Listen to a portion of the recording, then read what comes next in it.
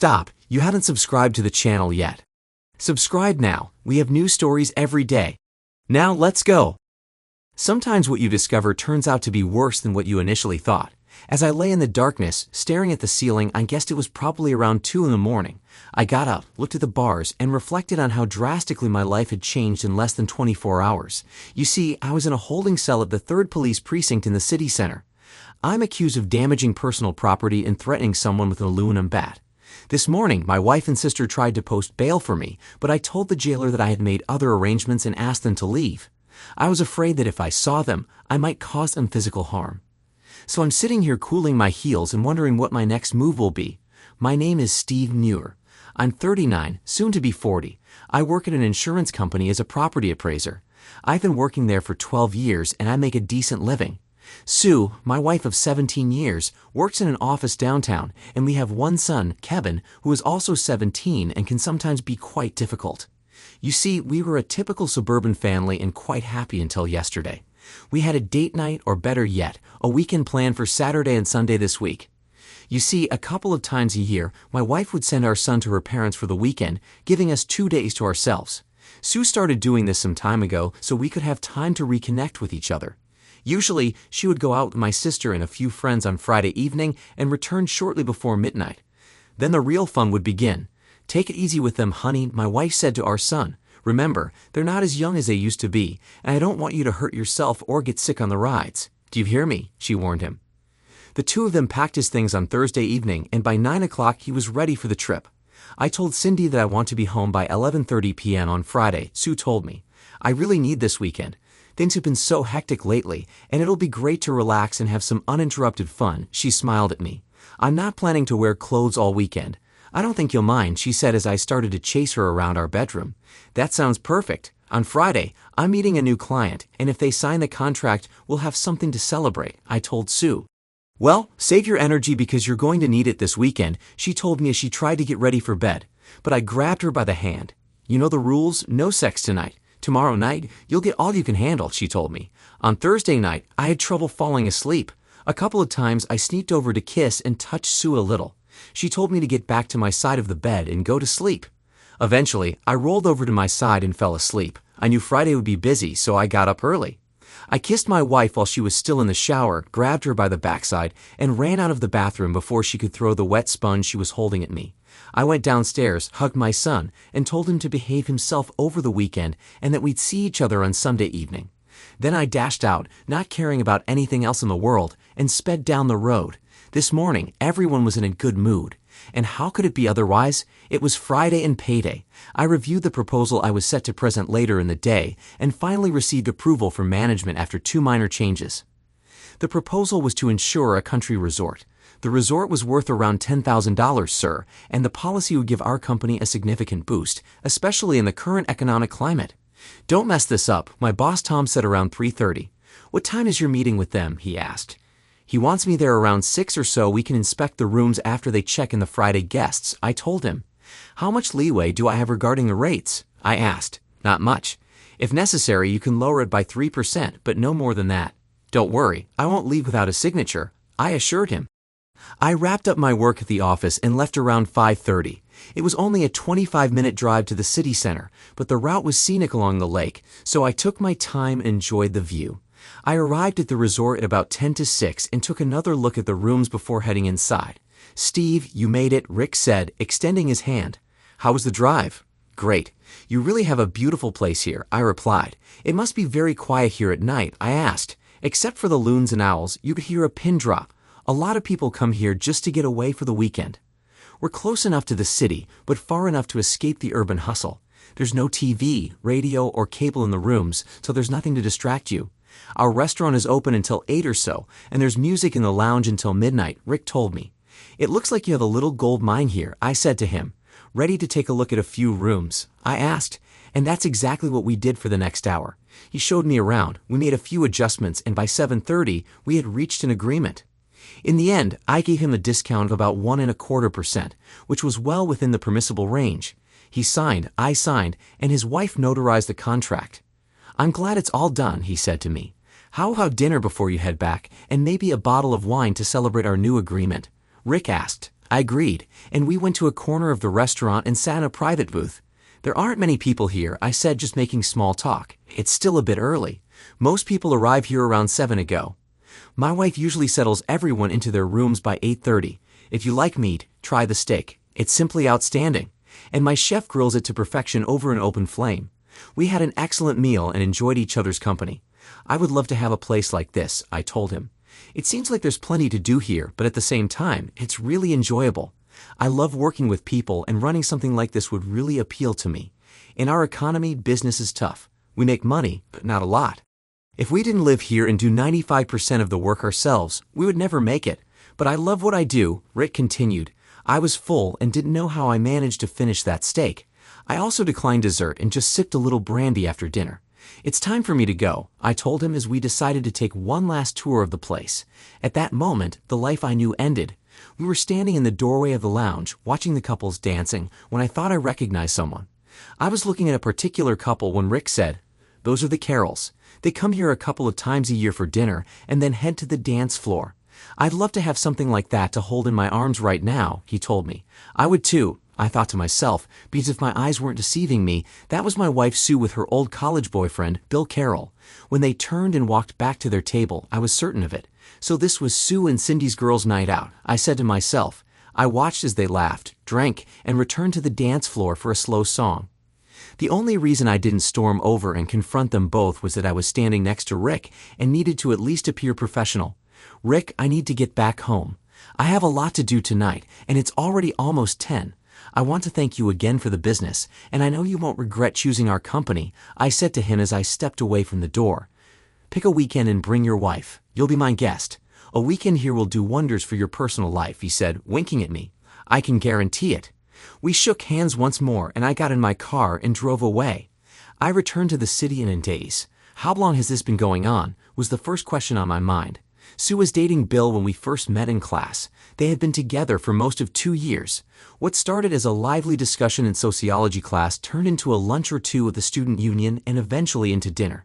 She was torn between Bill and me until I put my foot down. "Sue, make up your mind. It's either him or me.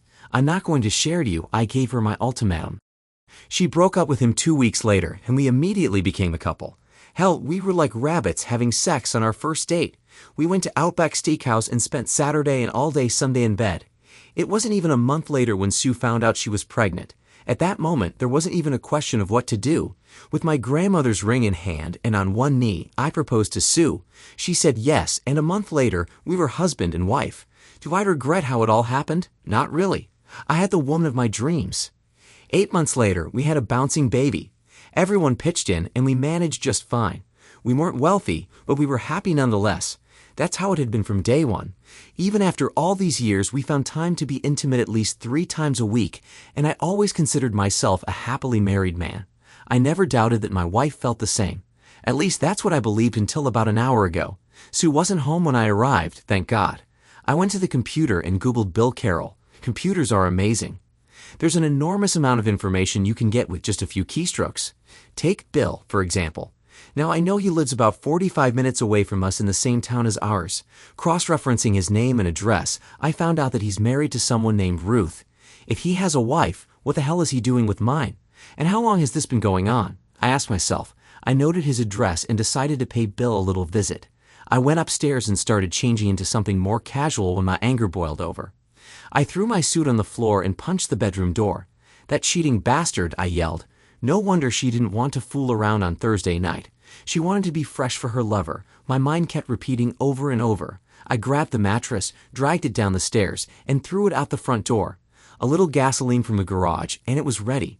I removed my wedding ring, taking some skin with it because it was so tight, and with a butcher knife I pinned it to the kitchen table where she couldn't miss it. Then I took my jacket, closed the door on my perfect marriage, and stepped out onto the front lawn. I flicked the lighter and set the mattress on fire, got in my car, and headed to the next stop. The door was opened by Cindy's husband, David. "Hey, Steve, the girls aren't back yet, but come on in," he said. "Want a beer?" He added, heading to the fridge and grabbing me a cold one. "That would be great," I replied. "By the way, where did the girls say they were going?" I asked him. Cindy didn't say much. "She just mentioned she'd be home by 11:30 and that's it." I looked at the clock. It was getting close to that time. "What do you need from Cindy?" Maybe I can help you out, he said, trying to be helpful. No, this is between Cindy and me, I told him, trying to contain the anger that was eating me up inside. We chatted for about 20 minutes before we heard Cindy's car pull into the garage. When she walked into the kitchen, she looked a bit surprised to see me. Hey brother, I thought you'd be home waiting for Sue, she said as she approached me. Neither she nor David expected what happened next. Cindy was getting up from the floor, rubbing her cheek while David was yelling at me, asking what the hell was wrong with me when I finally spoke. Never speak to me again. Don't call me and don't even email me. You're dead to me from this day forward. Do you understand? I shouted at her as David grabbed my face. David, leave him alone, was all she said. Steve, it's not what you think. I can explain, she started to say before I stopped her. Explain what, Cindy? How you lied to me and even to David all this time. I don't want to hear another Dan word from you. Do you hear me? Never in a million years did I think my own sister would do this to me, I said, walking out of their house, listening to David yell at her, asking what the hell was going on, and hearing her start to cry. The last thing I heard as I drove away was David still asking her what I was talking about, but for me, it didn't matter anymore. It took me almost 50 minutes to reach the final stop of the evening. I double-checked the address, got out of the car, and opened the trunk. Pulling out Kevin's nearly new aluminum bat, I began smashing all the windows of the car parked in the driveway, including the headlights. By that time, lights in the house came on, and Bill opened the front door. What the hell are you doing? Have you lost your mind? I've already called 911, and you'd better leave before they get here, he yelled at me. Come out here, Bill, and we can settle this like men unless you're going to stay the coward you've always been. Hey, idiot, does your wife know you're cheating on her? Maybe we should just swap wives and call it even, I shouted for the whole world to hear as I approached the front door. Bill slammed and locked the door, but that didn't stop me. I smashed the etched glass window at the top of the door and the lights on either side when I heard the sirens of approaching police cars. I dropped the bat, raised my hands above my head, and walked toward them. One of the officers handcuffed me while another went into the house to make sure everyone was okay. I saw Bill talking to him and his wife peeking out from behind the curtains.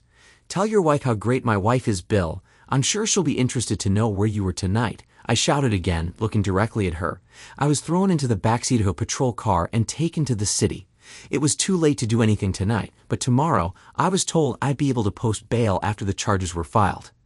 And so here I am, sitting in a cell, thinking about what's next in my life. My only sister is now dead to me because she had been covering for Sue all this time. The worst part is I never saw it coming. I guess I was happy, oblivious, and too trusting. The next 4 hours gave me plenty of time to realize that this had been going on for at least a year, maybe longer. I suspect that the weekend sex was just a cover for her cheating on me. By 6 a.m., I had calmed down considerably. I was still damn angry, but the initial shock had worn off. On Saturday morning, I appeared before the judge and listened to the charges. My bail was set at $2,500, and I was allowed one phone call. I called my boss, Tom. What the hell is going on? Tom asked when he posted my bail. What did you do? I gave him a brief version of the story while he drove with his mouth open, not believing a word I said. Where do you want me to drop you off? He asked. I gave him Bill's address, hoping my car was still there. And thankfully, it was. I felt like ringing the doorbell and starting all over again, but I knew I didn't want to spend another night in jail. I saw the curtains move, but this time no one came to the door. I couldn't go back home, so I checked into the nearest hotel, a Holiday Inn close to work. Breakfast at Denny's almost brought me back to life, or at least filled my empty stomach. Last night I wanted answers, but now I didn't care anymore. I turned on my cell phone and found 5 messages from my sister and 10 from Sue. I listened to one from my sister, where she said that things weren't what they seemed and urged me to call Sue because she was worried about me. Too late, I thought to myself. Sue's messages were more of the same. Please call me so I can explain everything, she pleaded through tears, but I wasn't in the mood to talk to her. I deleted the remaining messages and turned off my phone. On Sunday, I get drunk, but not before leaving the house to buy a few things to wear to work on Monday. Over the past 8 years, I hadn't drunk more than 4 bottles of beer at a time, but today I managed to finish off almost 12. Everything was fine until I threw up everything in my stomach and passed out on the bathroom floor. That's how much of a drinker I was. On Monday, I was a little late to work, and as I walked past Tom's office, he stopped me. You look like crap, but under the circumstances, I can't blame you, he said. If there's anything I can do, just let me know, he added. I handed him the signed contract. At least something good came out of Friday night. I weakly smiled at him. I told the secretary to screen your calls and take messages for the next few days, and security has been instructed not to let your wife in unless you give the okay. So grab a cup of coffee and tell me what you had to do to get that signature on Friday, Tom said to me. Monday was rough. I was busy rewriting the new contract and sending it off to the corporation. I received a lot of praise, but it didn't make me feel any better. Security informed me that they had kept Sue from entering and asked if I wanted to continue bearing her. I said yes. I rarely traveled, but the one thing I hated when I did was eating alone. No matter how good the food was, eating alone was unpleasant. Instead of Denny's, I went to Olive Garden tonight. I sat at a table for two at the back of the restaurant and had a good meal, but a bottle of wine would have made it better. I wasn't much of a drinker, but over the last 2 days, I had consumed 2 weeks' worth of alcohol and it hadn't improved my mood one bit. On Monday evening, I started making plans. I didn't trust Sue, and knowing my luck, she'd drain our savings and checking accounts. I got out my laptop and logged onto the bank's website. Thankfully, the funds were still there. I made a note to withdraw half the money tomorrow at lunch and open a new account. I couldn't change my medical account, but I could definitely alter the company insurance policy in my 401k. I'd transfer both to Kevin in case anything happened to me. When the phone rang, I remembered I had forgotten to turn it off after checking the messages. The call I answered was from my father. "All right, where the hell are you?" he asked, skipping the usual greetings. "In a motel near work," I replied. "You know, I got 2 crazy women in my house right now. They're crying and telling your mother and me that what you saw on Friday night wasn't what it seemed," he said seriously. "I can't make sense of what they're saying, but it's clear Cindy and Sue have been lying through their teeth for a while." "Are you in the mood to come here tonight and sort this out?" my father asked. "Not really. I saw what I saw, and there's nothing Sue can say to explain it. I'm sorry they dragged you in my mess, Dad, but if you'd seen what I saw and it was Mom, you'd have kicked her to the curb too. I just feel bad for Kevin. He's going to get caught right in the middle of this," I told him. "Well, son, do what you have to do and call your mom this week. She's really upset about all this," he added. I thanked him and apologized again for putting him and Mom in the middle of this, especially because of Cindy. But I reminded him that it was their actions that brought this upon themselves. I hung up and turned off my phone. The rest of the week was a mess. I received a million messages from Cindy and Sue, but I just deleted them without bothering to read them. I planned to call Mom or visit on Friday, but only if Cindy wasn't there. I called my son on Thursday evening, and he told me that his mom was devastated and hadn't gone to work all week. He said that she asked him to tell me if he spoke to me that she loves me and needs to see me. I thanked him for the message but told him that it wasn't going to happen. "What did Mom do?" my son asked. I asked her, and all she said was that she met someone from her past, and that's it. Then she started crying again, and that was the end of it, he explained. I told him I'd probably see him this weekend, but I couldn't say exactly when. I knew I'd have to face Sue eventually, but I wasn't looking forward to it. Saturday was unbearably dull. I spent extra hours at work, fully engrossed in my tasks. There was nothing on TV, and I was tired of being holed up. So I decided to take a chance and drive home. "Damn," was all I could say when I saw Sue's car in the garage. To hell with it. I needed a couple of changes of clothes, so I didn't hesitate and walked into the house. Kevin was in the kitchen making lunch, and I gave him a big hug. "You know Mom's upstairs, right?" he said, almost expecting me to dash out the door. "I can't hide forever," I told him, grabbing a cup of coffee. He filled me in on what had been going on and asked if I was planning to come back home. "I don't think that's going to happen, at least not anytime soon," I replied. "But if it does, you'll be the first to know," I said, trying to smile. I finished my coffee and decided to go upstairs and get it over with. As I climbed the stairs, I noticed that nothing was coming from our bedroom. I'd opened the door and walked in. What a mess. Sue was sound asleep on the bedspread, dressed in sweatpants. Her hair was dirty and greasy, and she looked just awful. I walked over to my closet, opened the door, and started pulling out a few things when Sue woke up. "You're back," she exclaimed. "Not for long. I just came to grab a few things," I told her as she sat up on the bed. "I missed you," she said, now with tears in her eyes. "What's the matter? Bill not giving you enough?" I said sarcastically. "Steve, you have to believe me. I never slept with him," she said seriously. "I only saw him a couple of times a year, and it was just for dinner. Sue, I was there. I saw you. Why can't you, for once in your life, stop lying? You were laughing, drinking, and dancing with him." "What was that? Did I imagine it all?" "I know it was the worst nightmare of my life," I said to her. "So just go back to sleep while I grab my things and get out of your hair, and you can do whatever you want with Bill. I don't care anymore. Maybe you can have a threesome with his wife so she doesn't feel left out," I yelled at her. "His wife already knows and has known for a whole year," she replied, now staring at the floor. "And she doesn't care." "What kind of idiot is she?" I asked. "Maybe she's okay with sharing, but I'm definitely not," Sue screamed. "Sue, I don't need this crap. Do whatever you want. I don't care anymore, I said, turning back to pick out clothes for the next week. Steve, I need to tell you something, and I know you're going to hate me for not telling you sooner, but I've been keeping it from you for too long, Sue said in a voice barely above a whisper. Do you remember when that girl was kidnapped last January? At Kevin's school, they set up an identification database for each student. They did a swab, took a hair sample, and fingerprints. I thought it was a great idea, but when I provided his blood type information from our home records, I noticed something. Without your knowledge, I had some tests done, and I found out something terrible, she said, sobbing. Kevin is okay, right? I asked, now more than a little worried. Yes, he's fine, but I discovered something I never knew, she hesitated. And I asked, what did you find out, Sue? I asked again. She was openly crying now. I found out that you're not Kevin's father, she said, sinking onto the bed. I was in shock, leaning against the dresser, and I thought things couldn't get any worse. Are you sure? Did you verify this? I asked, furious. I had the test done twice, and both times the results were the same, she told me. I tracked down the only other person I'd been with, and when he sent me a cheek swab, the result was positive. I'm so sorry, Steve. I never knew, she said, continuing to cry. Let me guess, Bill is his father, I said, as if trying to spit out something vile. He wanted to meet Kevin and talk to him, but I refused. I made a deal with him to stay in the background. I would meet with him a couple of times a year and provide him with full information, including photos, to keep him quiet. Bill was thrilled to have a son because he and his wife had 2 girls. Bill told his wife about Kevin, and she made him promise not to show up or tell Kevin who he really was if he wanted to stay married to her. Sue, you broke up with Bill and started dating me. What the hell were you doing sleeping with both of us? I asked. When Bill came to pick up the rest of his things, he was upset that I had left him for you. We had a few drinks, and the next thing I knew, we were in bed. I swear to God, it was only that one time, and I didn't know Kevin was his. You have to believe me, she pleaded. And Cindy knew all about this. I asked. I told her and asked what I should do. She said you would lose your mind and that it would be the end of our marriage and family. She told me to give Bill what he wanted and keep my mouth shut. That way, no one would find out. I'm sorry, Steve. I told her you wouldn't leave us, but she said you hated Bill so much that you'd disown Kevin and me. I don't know why I didn't trust my instincts, she said to me.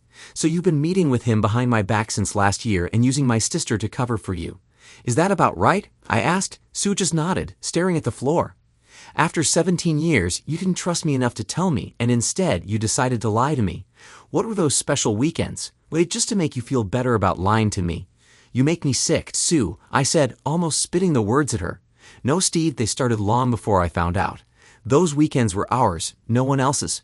Please believe me, she said, reaching out to me. Don't touch me. Don't ever touch me again, I shouted at her. Our entire marriage has been a damn lie.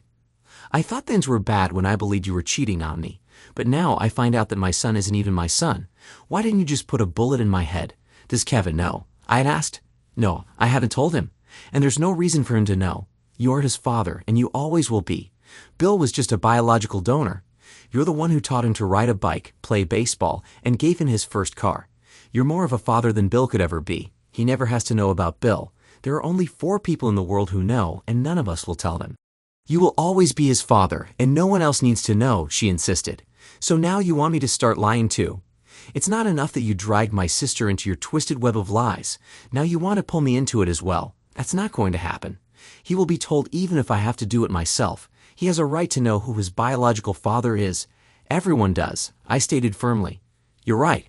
He will always be my son if that's what he wants. He carries my last name, and I would never change that, I told her. However, you'll be carrying my last name for about 3 more months. I plan to divorce your lying ass as soon as possible. If you had come to me a year ago and told me what you found out, we might have been able to work through it. It would have been tough for a while, but mistakes happen. The fact that you lied and deceived me for the past year is unforgivable. You didn't trust me enough to tell me the truth, and when there's no trust in a marriage, there's no marriage. You destroyed a good marriage. And for what?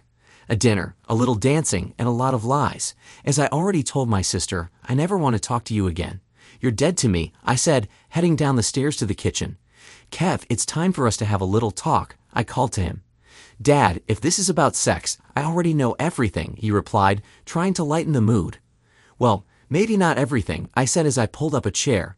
There's something I need to tell you, and it's not going to be easy for either of us, I began, trying to steady my voice. Kevin looked puzzled, then worried, as I explained the situation as best as I could. I tried to emphasize that no matter what, I loved him and always would. I'm your dad, and nothing changes that, I said, my voice breaking. Kevin was silent for a while, taking it all in. So, Bill Carroll is my biological father, he finally asked. Yes, I admitted, but I've always been your dad, and I always will be, if that's what you want. Kevin seemed to process it slowly, nodding. I need time to think about this, Dad, he said quietly. I know, son. Take all the time you need, I told him, feeling the weight of everything that had just unfolded. I grabbed my things and walked out of the house, not looking back. I checked into the same motel, feeling utterly drained. As I lay on the bed, I felt the finality of everything that had happened. The marriage was over, trust was shattered. My relationship with Kevin was uncertain, and my bond with my sister was severed beyond repair. There was no way to fix any of it. I was alone in a cheap motel, contemplating what was left of my life. I knew I had a long road ahead, and the decisions I made now would shape my future. I could only hope that Kevin would still want me in his life after all of this, and that someday I could find peace. But for now, all I had was the dark silence of the motel room and the echoes of the past that had led me here. Thanks to everyone who took the time to listen to today's stories. If you enjoyed it, please consider liking and subscribing if you haven't already. Feel free to share your thoughts on the events in the comments below. Take care.